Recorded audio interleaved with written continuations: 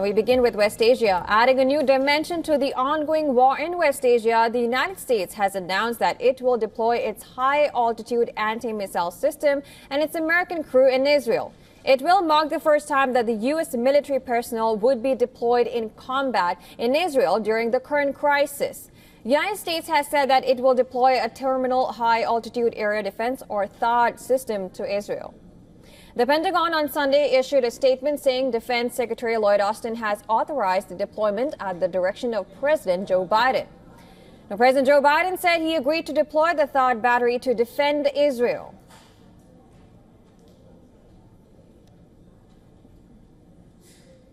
Why did you decide to give the permission for the THAAD to be deployed in Israel?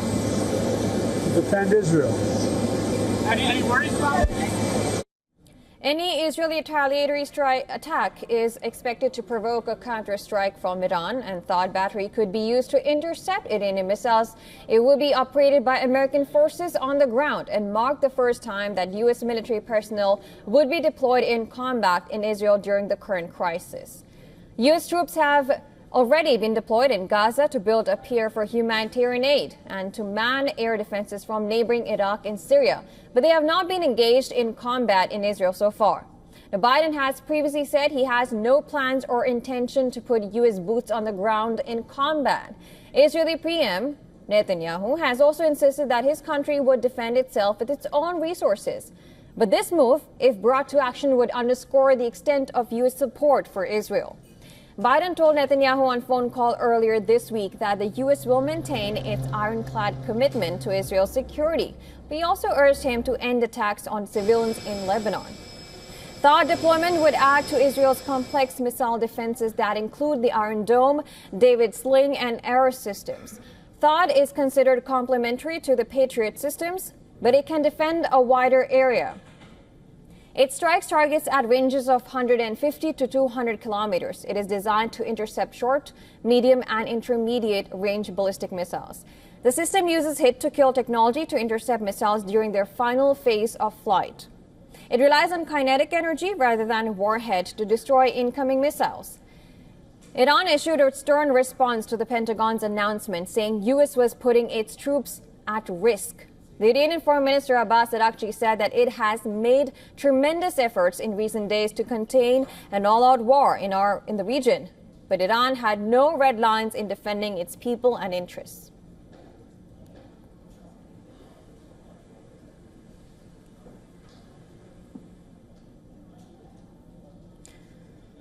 All right, to discuss more, we're being joined by Chris Doyle from London. He's the director and spokesperson of Council for Arab-British Understanding. Thank you so much for joining us on the show.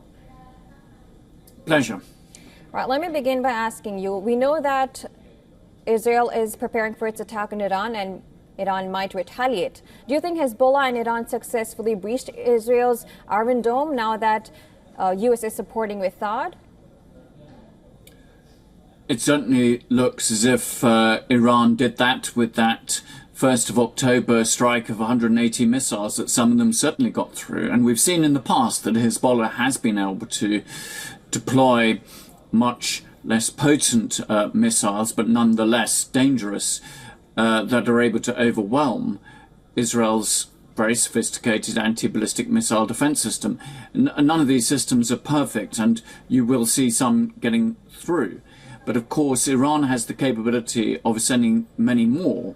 And what Israel is clearly worried about is that the event that it does strike Iran, and it looks like it will, that Iran will overwhelm the system with a much, much larger number of missile strikes. And that is why the US has decided to complement Israel's existing systems and to give it that shield.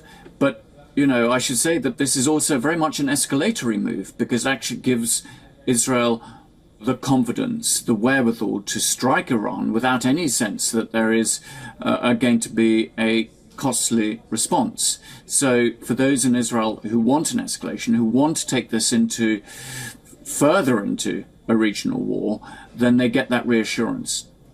Right, and this also comes right before the November elections. How do you think U.S. sending THAAD defense systems to Israel impacts the elections?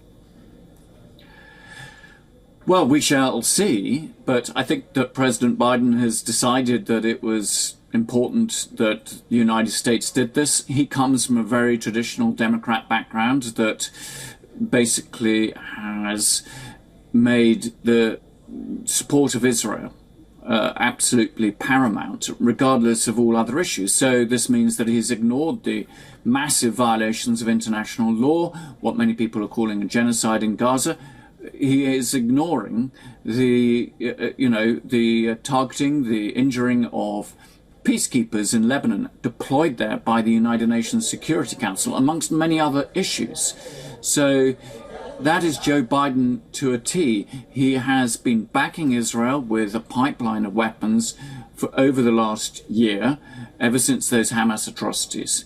But he has not also at the same time said that those weapons must not be used in the violation of international law. And that's the problem. It's not necessarily the supply, it's the failure to say you must adhere to international law. And that means that Prime Minister Netanyahu of Israel has had a very free hand to do what he wants, whether it's in Gaza, the West Bank, Lebanon, and conceivably in Iran.